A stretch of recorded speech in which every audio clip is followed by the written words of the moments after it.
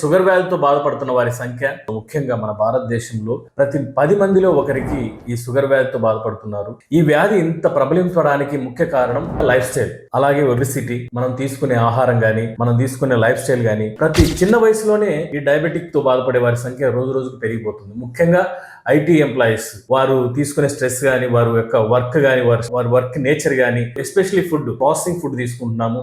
అలాగే బయట junk food గాని ఇవన్నీ తీసుకోవడం వల్ల ఆ ఫుడ్ వల్ల కూడా మనకు షుగర్ వ్యాధి వచ్చే అవకాశం చాలా ఎక్కువగా ఉంది. షుగర్ వ్యాధితో బాధపడుతున్న వారు ముఖ్యంగా సెక్సువల్ ప్రాబ్లమ్స్ చాలా ఎక్కువగా ఉంటుంది.